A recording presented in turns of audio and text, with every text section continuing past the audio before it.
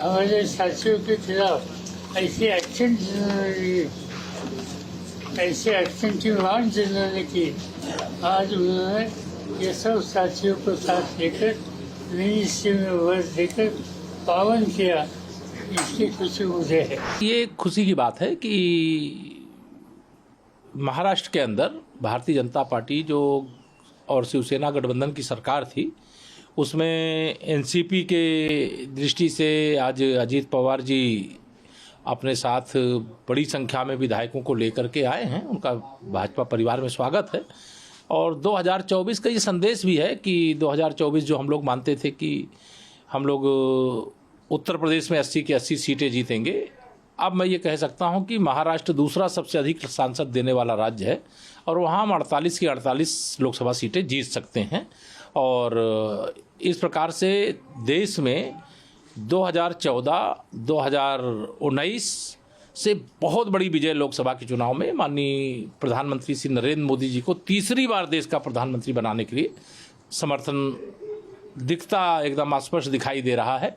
और मैं निश्चित तौर से आज जो फैसला श्री अजीत पवार जी ने, श्री छगन भुजबल जी ने और तमाम उनके जो साथियों ने लिया है और सरकार का हिस्सा बने, उनका सबका स्वागत है, बधाई है। मैं बधाई देता हूं एकनाथ शिंदे जी को, बधाई देता हूं देवेंद्र फडणवीस जी को, बधाई देता हूं अजीत पवार जी को और महाराष्ट्र की जनता जनार्दन। लोग जहां जहां भी अपने बेटा बेटी को बढ़ाने के चक्कर में रहेंगे, इसी तरह टूटेगी पार्टी। याद कीजिए जनता दल, याद कीजिए शिवसेना और याद कीजिए आज एनसीपी। जहां सिर्फ मेरा बेटा होगा वहीं ये पार्टियां टूटती है। मेरी बेटी होगी, इसी के लिए ये सारी पार्टियां टूटती हैं। आप उसको बड़ा दड़ा कह रहे हैं, मैं तो कह रहा हूँ पूरी पार्टी है। कोई इक्का दुक्का कोई विदेश में होगा या नहीं आ पाएगा, पूरी की पूरी पार्टी आज वो है सरकार के साथ जुड़ गई है। एक बात, अभी मैं अजीत पवार साहब का प्रेस कॉन्फ्रेंस सुना था, उन्होंने कहा कि मोदी जी की जो डेवलपमेंट की नीतियाँ हैं, जो सरकार को आगे लेकर जा रही हैं, जो देश को आगे लेकर जा रही हैं, वो डबल इंजन की सरकार के साथ काम करना चाहते हैं और चाहते हैं कि महाराष्ट्र की डेवलपमेंट हो और इसलिए वह महाराष्ट्र सरकार के साथ जुड़ रहे हैं। मोदी जी की नीतियों को मद्देनज़र आज देश में लगभग हर पार्टी मोदी जी के साथ चलना चाहती है, हर राजनेता मोदी जी के साथ चलना चाहता है, क्योंकि उनको पता है कि अगर देश को अगले 25 साल में नंबर 1 बनना है तो वह मोदी के नेतृत्व में ही बनेगा। ये तो हमने देखा ही है कि ये भारतीय जनता पार्टी का लोकतंत्र पे हमला करने का एक तरीका है। भारतीय जनता पार्टी जहां चुनाव नहीं जीतती है वहां पे विधायकों को खरीदने बेचने का प्रयास करती है और वैसे सरकार बनाती है। अगर विधायकों को खरीद नहीं पाए ऑपरेशन लोटस के तहत तो उनके पीछे सीबीआई छोड़ देती है, ईडी छोड़ देती है। यहाँ पर भी हमने देखा है कि किस तरह से महाराष्ट्र के अलग अलग नेताओं के पीछे कभी सीबीआई छोड़ी, कभी ईडी छोड़ी। तो जिसने पहले भ्रष्टाचार किया हुआ है, जिसके ऊपर अलग अलग केस हैं, वो तो सीबीआई और ईडी से डरते ही हैं।